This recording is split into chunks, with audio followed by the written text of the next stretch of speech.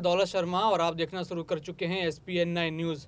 और लगातार दिल्ली में केजरीवाल और केंद्र सरकार के बीच तनातनी बढ़ रही है और इसी तनातनी को लेकर अध्यादेश के खिलाफ 11 जून को अरविंद केजरीवाल ने एक बड़ी रैली की थी, लेकिन उस रैली का समाधान अभी भी निकलता हुआ नजर नहीं आ रहा है।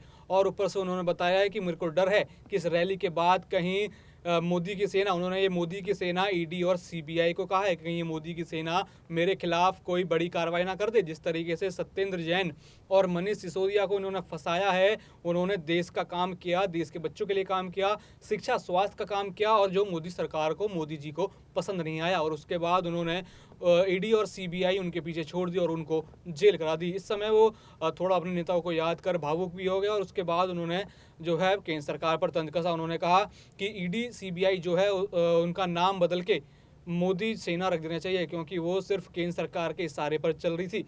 और जिस तरीके से केंद्र सरकार, मोदी सरकार बरगला रही है, ईडी सीबीआई का गलत इस्तेमाल कर रही है। इससे पहले ईडी सीबीआई की इज्जत होती थी, लोग उनसे डरा करते थे और संयम से और सुशासन से अपना काम करते थे, लेकिन अब ईडी सीबीआई को प्रधानमंत्री नरेंद्र मोदी ने अपने स्वार्थ के लिए जो है खेल बना के रख दिया है। जो भी उनके खिलाफ बोले या उनकी पार्टी से विरुद्ध जाए तो उसके खिलाफ ईडी सीबीआई की रेड छोड़ दो या फिर उस पर इतना दबाव बना दो ईडीआई के तहत कि वो बीजेपी की वॉशिंग मशीन में आकर साफ हो जाए। उन्होंने कहा कि बीजेपी की वॉशिंग मशीन ऐसी है कि जो भी बड़े आरोप लेकर जाएगा वो बीजेपी वॉशिंग मशीन में जाएगा और धुलकर एक स्वच्छ नेता बनकर आएगा। और ऐसे उन्होंने कई एग्जांपल दिए, जैसे कि सिंधिया हैं और बाकी कई नेता हैं जो पहले कांग्रेस में बड़े भ्रष्टाचारी थे, लेकिन बीजेपी में आते ही वो सुशासन में आ गए, वो अच्छे नेता हो गए और उनको केंद्र में जो है जिम्मेदारी सौंप दी गई। लेकिन दिल्ली को जिस तरीके से दिल्ली के सीएम और दिल्ली की जनता को जो प्रधानमंत्री मोदी परेशान कर रहे हैं, वो दिल्ली की जनता देख रही है और लोकसभा चुनाव में जो है जवाब देगी। उन्होंने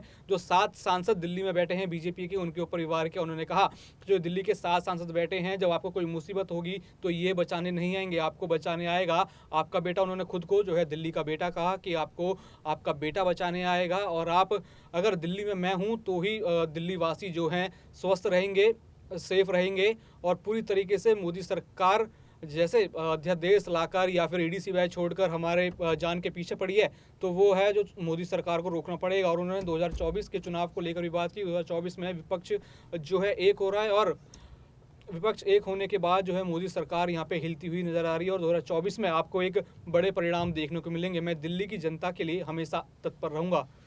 और भी ऐसी खबरों को जानने के लिए देखते रहिए SPN9 न्यूज़। धन्यवाद।